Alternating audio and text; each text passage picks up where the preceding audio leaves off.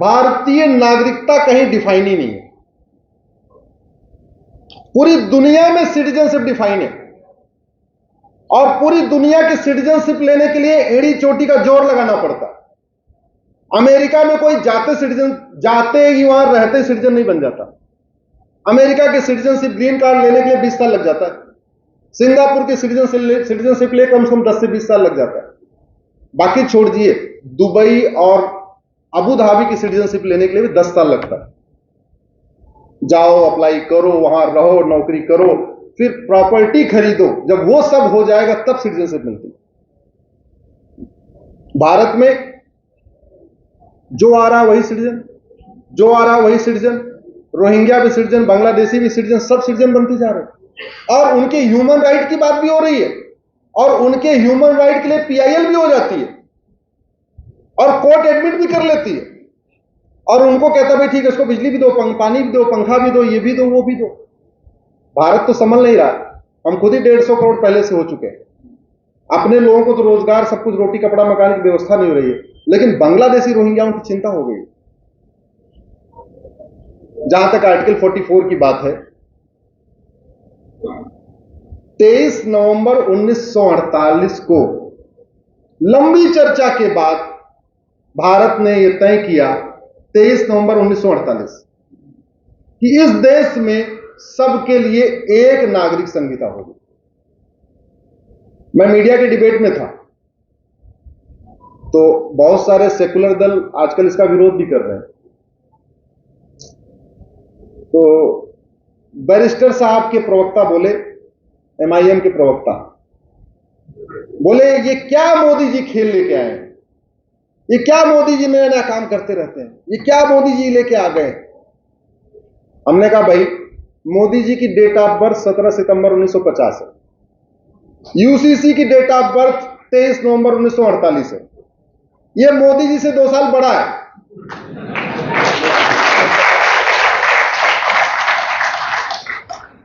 ये यूसीसी मोदी जी से 2 साल बड़ा है। इसका मतलब मोदी जी नहीं ला रहे हैं, ये हमारे संविधान निर्माता डॉक्टर अंबेडकर, सरदार पटेल, अलादी कृष्णा अय्यर, वीएन राव, वो सब लेके आए थे इसको। मोदी जी उसको इंप्लीमेंट करने की बात कर रहे हैं। एक सेकुलर नेता, अच्छा ये यूसीसी कैसे आ सकता है? हम लोगों का खान पान अलग अलग है। दक्षिण वाले इडली सांभर खाते हैं, यहां वाले पानी पूरी खाते हैं, यहां वाले ढोकला खाते हैं, ऐसा करके। हमने कहा ये यूनिफॉर्म फूड कोड नहीं आ रहा है। ये क्या आ रहा है? यूनिफॉर्म, जोर से बोलिए जरा। एक और पार्टी का प्रवक्ता बोले, क्या बात करते हैं, ये भारत में कैसे हो सकता है? देखो ना, उधर वाले कुर्ता धोती पहनते हैं, इधर लुंगी पहनते हैं, ऐसे पहनते हैं, वैसे पहनते हैं। हमने कहा यूनिफॉर्म ड्रेस कोड नहीं आ रहा, क्या आ रहा है? यूनिफॉर्म। एक और आया, बोले हमारी भाषाएं अलग हैं, देखिए हम सब अलग, 10-10 मील पे हमारी भाषाएं बदल जाती हैं, तो यूसीसी कैसे आ जाएगा? मैंने कहा भाई, ये यूनिफॉर्म लैंग्वेज कोड भी नहीं है। सबको एक भाषा नहीं बोलना, सबको अपनी अपनी भाषा बोलना। ये क्या आ रहा है? यूनिफॉर्म। एक और आया, जब पीएम ने, माननीय प्रधानमंत्री जी ने बोला था ना कि एक परिवार में 2 कानून कैसे चलेगा, उसके बाद 10 दिन लगातार डिबेट हुई। तो उस 10 दिन की डिबेट मैंने किसको किसको क्या क्या जवाब दिया, वो आपको बता रहा हूं। एक बोला जी ऐसे कैसे हो जाएगा, हमारी पूजा पद्धति अलग है। हमने कहा ये यूनिफॉर्म प्रेयर कोड भी नहीं है। क्या आ रहा है? यूनिफॉर्म। तुम्हारी पूजा पद्धति एज इट इज रहेगी, उसमें कोई बदलाव नहीं आएगा। इतनी लैंग्वेज है, इतने रिलीजन है। हमने कहा यूनिफॉर्म लैंग्वेज कोड भी नहीं है। क्या है? यूनिफॉर्म। हमारी पहचान अलग अलग है। हमने कहा यूनिफॉर्म आइडेंटिटी कोड भी नहीं है। क्या आ रहा है? यूनिफॉर्म। तो यानी यूनिफॉर्म्स। अच्छा हाँ, फिर उनको बड़ी चिंता हुई। एक दिन तो ओवैसी ने प्रेस कॉन्फ्रेंस करके बोला, ट्राइबल्स का क्या होगा? छत्तीसगढ़ में ट्राइबल रहते हैं, मध्य प्रदेश में ट्राइबल रहते हैं, झाबुआ में ट्राइबल रहते हैं, उधर नॉर्थ ईस्ट में ट्राइबल रहते हैं, उनके कस्टम का क्या होगा? मैंने कहा ये यूनिफॉर्म कस्टम कोड नहीं है। क्या है? यूनिफॉर्म।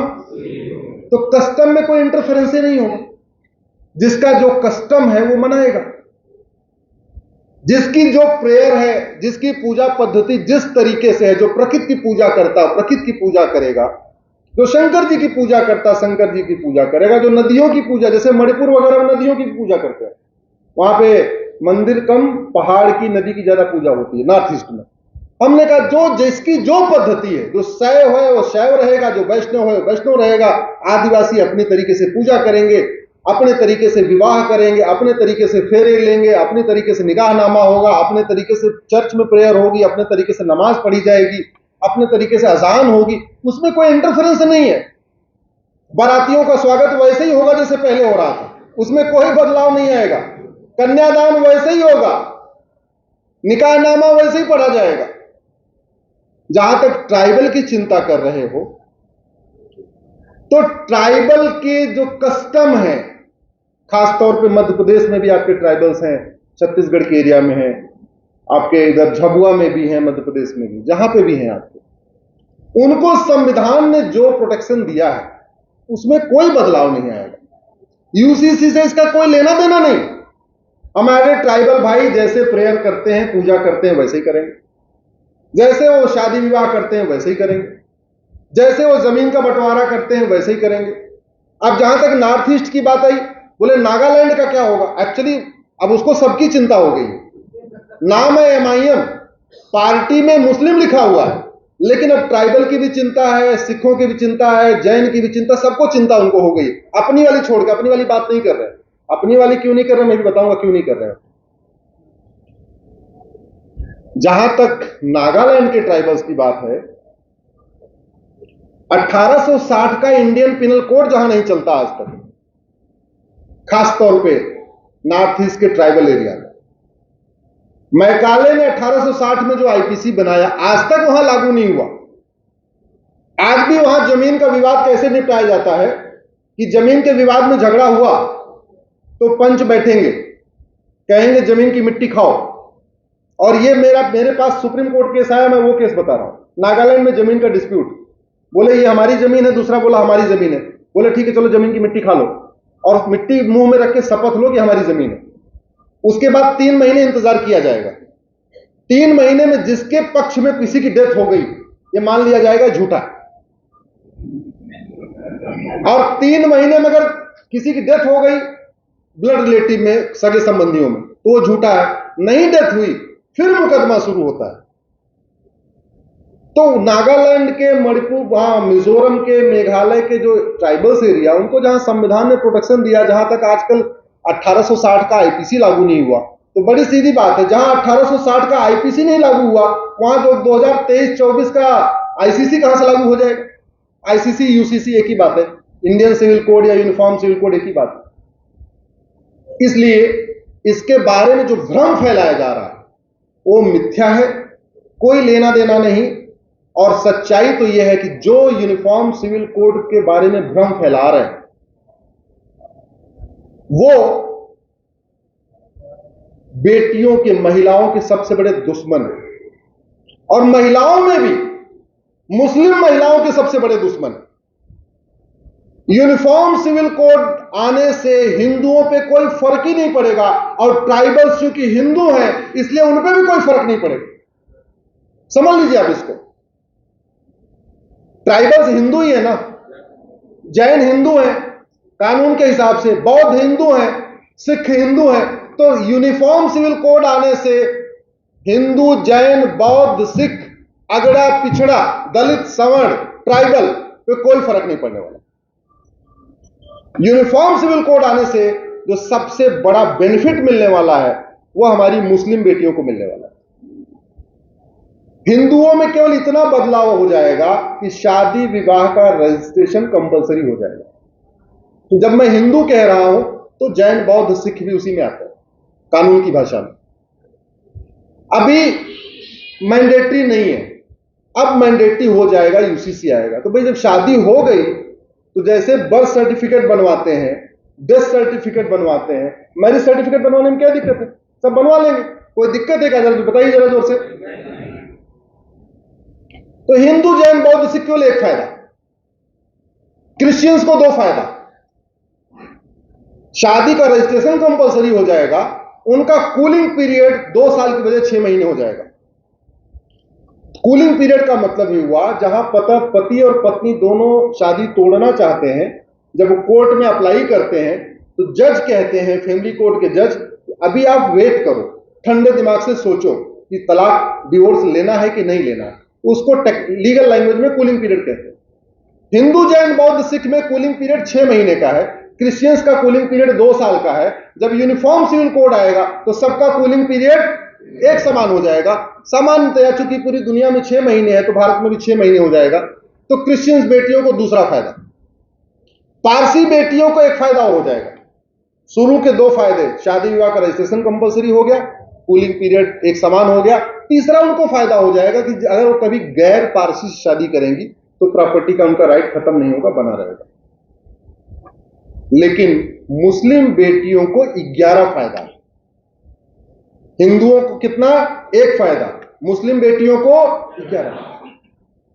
सबसे बड़ा फायदा, उनकी शादी विवाह की उम्र भी 18 साल या 20 साल हो जाएगी, जो अभी 9 साल चल रही है।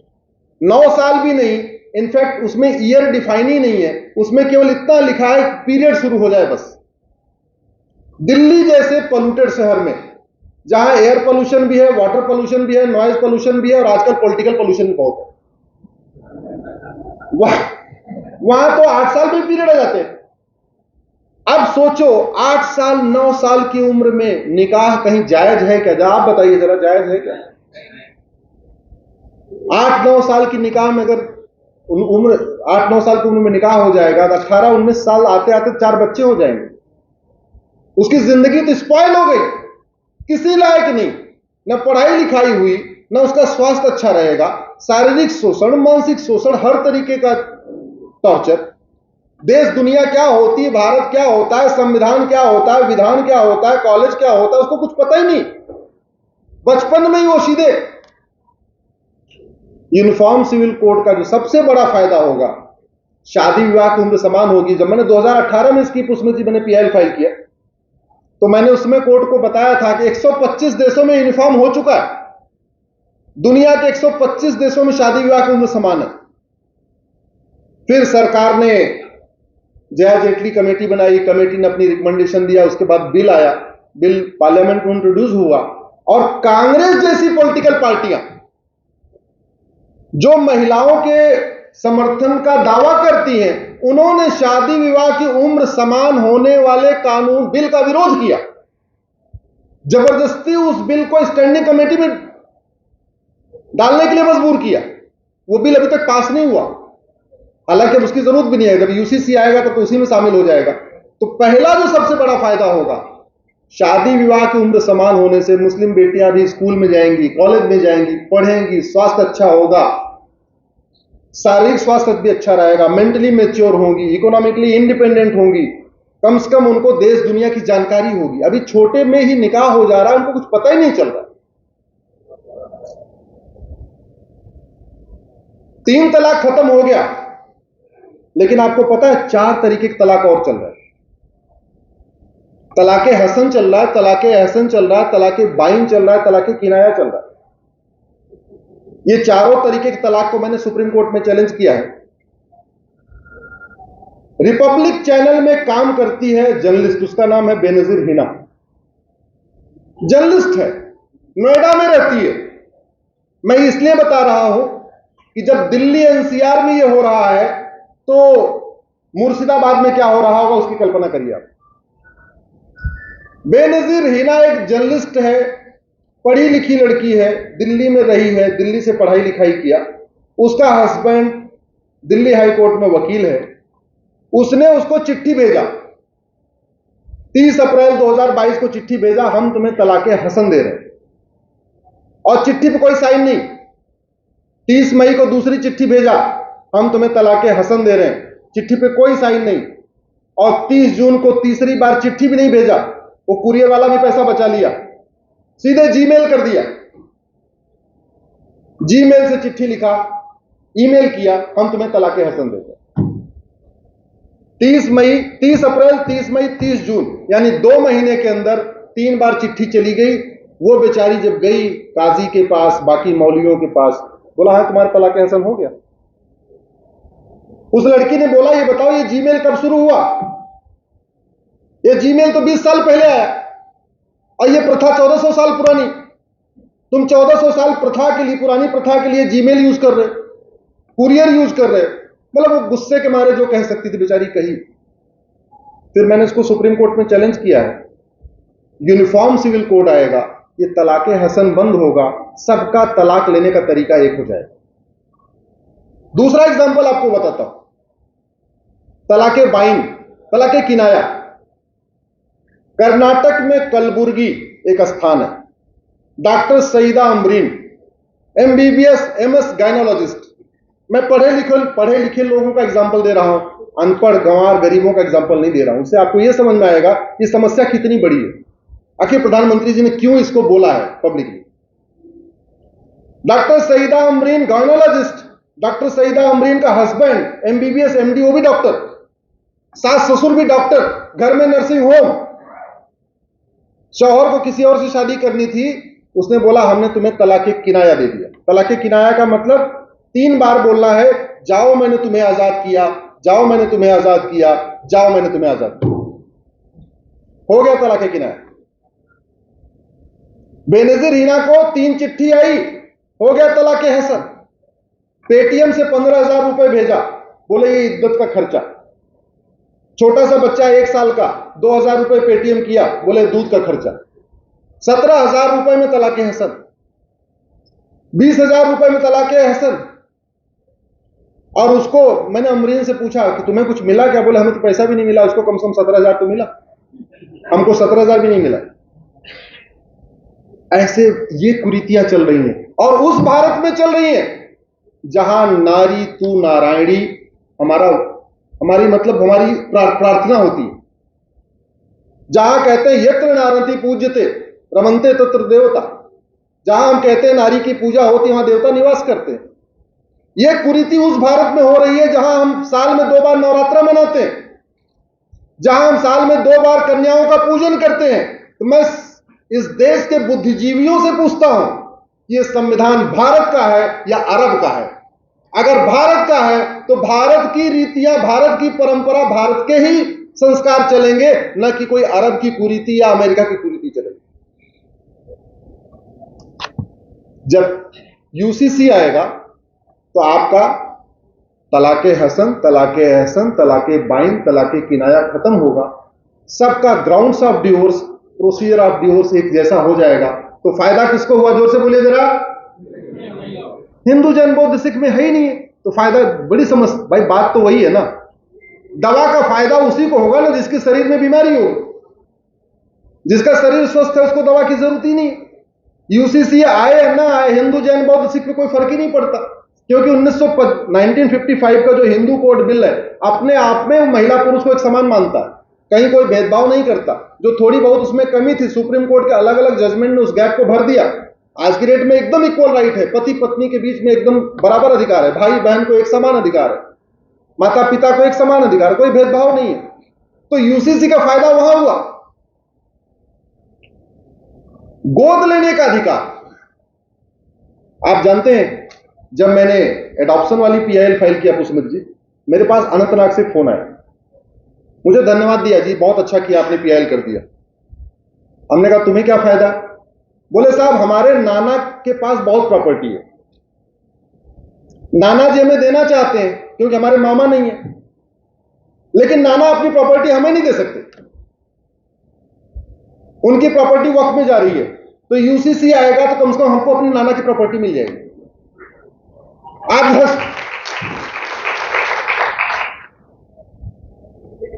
शरीयत एक्ट में केवल 1/3 प्रॉपर्टी ही दे सकते हैं। जहां तक दूसरों को देने का है, अगर वो अपना बच्चा है, बायोलॉजिकल सन है, उसको तो 100% दे सकते हैं, गोद लेने वाले को नहीं दे सकते।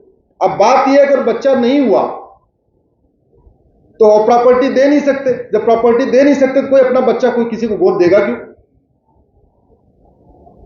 अब गोद ले बच्चा हुआ नहीं, प्रॉपर्टी है, प्रॉपर्टी को बचाना है, तो तरीका क्या है? दूसरी शादी। लेकिन समस्या यह है कि सब अगर वो प्रॉब्लम हस्बैंड में है, तो दूसरी शादी कर लो तभी बच्चा नहीं होगा। अगर पत्नी में दिक्कत है तब तो समझ में आ बैठी कि दूसरी शादी किया बच्चा हो गया। लेकिन अगर पति के अंदर कोई कमी है, दूसरी शादी के बाद भी बच्चा नहीं होगा, समस्या ज्यों की त्यों। एक और बड़ी समस्या, चूंकि अपने दामाद को दे नहीं सकते, 5 बेटियां हो गई, 4 बेटियां हो गई, प्रॉपर्टी को बचाने के लिए बेटा चाहिए। बेटा होगा कि बेटी, ये किस पे डिपेंड करता है? हस्बैंड पे, वाइफ पे नहीं। तो पता चला कि पहले 4 बेटियां थीं, लेकिन प्रॉपर्टी बचाने के लिए बेटा चाहिए। बेटे के चक्कर में एक और निकाह कर लिया, और बेटा होगा कि बेटी, यह हस्बैंड पे डिपेंड करता है। वाइफ बदल गई, हस्बैंड तो वही रहा, तो अगली से भी 4 बेटी और हो गई, 8 बेटी हो गई, बेटा हुआ ही नहीं, समस्या ज्यों की त्यों। यूसीसी आएगा तो गोद लेने का अधिकार मिल जाएगा, दूसरा शादी करना ही नहीं पड़ेगा। यूसीसी आएगा, भरण पोषण का अधिकार मिल जाएगा। जिस तरीके से बेनजीर को केवल 15,000 रुपए पेटीएम पे आया, 2,000 रुपए बच्चे के लिए दूध का आया, वैसा नहीं होगा। जैसे हिंदू, जैन, बौद्ध, सिख में मेंटेनेंस मिलता है, गुजारा भत्ता मिलता है, हमारी मुस्लिम बेटियों को भी मिलेगा। यूसीसी आएगा तो बहुविवाह बंद हो जाएगा, 4 शादी वाला सिस्टम खत्म हो जाएगा। एक पति एक पत्नी का नियम सब पे लागू होगा, और कड़ाई से लागू होगा। आज भी लागू है। इनफैक्ट अगर हिंदू, जैन, बौद्ध, सिख दूसरा विवाह करे तो 7 साल सजा है उसमें। मुस्लिम्स पे लागू नहीं होता। अब 4 शादी या 2 शादी से पीड़ित कौन है? मुस्लिम बेटियां। तो यूसीसी का फायदा किसको हुआ? मुस्लिम बेटियों को। हिंदू, जैन, बौद्ध, सिख को कोई फर्क ही नहीं पड़ा। विरासत और वसीयत, प्रॉपर्टी का इक्वल राइट हिंदू, जैन, बौद्ध, सिख में पहले है। मुस्लिम बेटियों को बेटों के बराबर नहीं माना जाता। इवन पत्नी को पति के बराबर नहीं माना जाता। बाय द वे, शादी हुई और अनफॉर्चुनेटली विधवा हो गई कोई हमारी बेटी, मुस्लिम बेटी, तो उसको जो उसके हस्बैंड के नाम पे प्रॉपर्टी है, जो फैमिली की प्रॉपर्टी है, उसको इक्वल शेयर नहीं मिलता। मतलब अपने पति के भी पूरे हिस्से को नहीं ले सकती। जबकि हिंदू, जैन, बौद्ध, सिख में पत्नी, अगर पति खत्म हुआ तो पूरी पूरी प्रॉपर्टी वाइफ को ट्रांसफर होती है। वाइफ बेटे को दे ना दे, जो चाहे उसकी मर्जी, लेकिन सबसे पहला उत्तराधिकारी कौन होता है? पत्नी होती है। वहां वो सिस्टम नहीं है, वहां बंट जाती है, बेटा बेटी ऐसे हिस्सा, एक उसका फॉर्मूला है। तो यूसीसी का बहुत बड़ा फायदा वहां भी हुआ। यूसीसी आएगा तो माता पिता की देखभाल का अधिकार भी हमारे सभी बेटियों को मिलेगा। हिंदू, जैन, बौद्ध, सिख में पहले से ही है। दामाद को हिस्सा दे सकते हैं, बेटी को अपनी प्रॉपर्टी दे सकते हैं, और बेटी भी बेटे के तरीके से सारे वो जिम्मेदारी निभा सकती है। लेकिन हमारी मुस्लिम बेटियों को नहीं है। तो यानी यूसीसी आया तो 11 फायदा हुए हमारी मुस्लिम बेटियों को। शादी विवाह का उम्र समान हो गई, शादी विवाह का रजिस्ट्रेशन अनिवार्य हो गया, ग्राउंड्स ऑफ डिवोर्स, तलाक का आधार एक समान हो गया, तलाक लेने की प्रक्रिया एक समान हो गई, गुजारा भत्ता सबको मिलने लगेगा, मुस्लिम बेटियों को मिलने लगेगा, भरण पोषण का अधिकार मिल जाएगा, विरासत का अधिकार मिल जाएगा, वसीयत का अधिकार मिल जाएगा, एक पति एक पत्नी का नियम लागू हो जाएगा, और माता पिता की देखभाल का अधिकार मिल जाएगा, और हलाला जैसी कुरीतियां खत्म हो जाएंगी। आपने सुना होगा हलाला के बारे में, कैसी कैसी कुरीति, और भारत में चल रही है। भारत में यह कुरीति चल रही है। और आपको आश्चर्य होगा, मैंने 2018 में जब हलाला को सुप्रीम कोर्ट में चैलेंज किया, मैंने 4 शादी, हलाला, मुताह, मिस्यार और दारुल कज़ा, ये 4 चीजों पे एक ही पीएल में चैलेंज किया था 2018 में। 4 शादी आपको पता है, हलाला पता ही है, एक होता है मुताह, एक होता है मिस्यार। आप लोग गूगल करना मुताह और मिस्यार। 15 दिन के लिए शादी, 20 दिन के लिए शादी, 1 महीने के लिए शादी, contract marriage. Contract marriage travellers marriage, कि कहीं घूमने जा रहे हैं तो चलो जहां पहुंचे वहीं 1 महीने के लिए शादी कर लिया, 20 दिन के लिए शादी कर लिया। और ये भारत में हो रहा है। अरब देशों के लोग आते हैं, 5 लाख 10 लाख रुपए देते हैं, कोची में, हैदराबाद में, ऐसे अलग अलग शहरों में गरीब बच्चियों के साथ मुताह करते हैं या मिस्यार करते हैं। 1 महीने साथ में रहते हैं, छोड़ के चले जाते हैं। बाद में वो बच्चियां न उनसे कोई निकाह करता है, मजबूरी में उन बच्चियों को प्रोस्टिट्यूशन में जाना पड़ता है। अगर यूसीसी आएगा तो मुताह और मिस्यार रेप डिक्लेयर हो जाएगा। यूसीसी आएगा, हलाला रेप डिक्लेयर हो जाएगा। रेप का कानून है लेकिन हलाला करने वालों पे लागू नहीं होता। हमारे पास पॉक्सो है लेकिन मुताह और मिस्यार करने वालों पे लागू नहीं होता। यह दुर्भाग्य है कि भारत में हमारे पास बच्चियों को बलात्कार से बचाने के लिए पॉक्सो जैसा कानून है, लेकिन उसको मजहब की आड़ में उसको लागू नहीं होने दिया जाता। कहते हैं तुम्हारा मुताह है, ये तुम्हारा मिस्यार है। तो सबसे जो बड़ा फायदा हुआ 1 नेशन 1 सिविल कोड का, एक देश एक विधान का, वास्तव में वो सबसे ज्यादा फायदा मुस्लिम बेटियों को होगा। लेकिन बात हिंदू और मुस्लिम की नहीं है, बात देश की है। जब भारत में संविधान है, सब समान है, तो देश की सभी बहन बेटियों को एक समान अधिकार मिलना चाहिए। अब यह अलग बात है कि जिसको फायदा मिलना सबसे ज्यादा मिलेगा, उस कम्युनिटी के पॉलिटिशियन उसका विरोध कर रहे हैं, और जिसको 1 नेशन 1 सिविल कोड से कोई फायदा नहीं है, वो हमारे सामने बैठे हुए।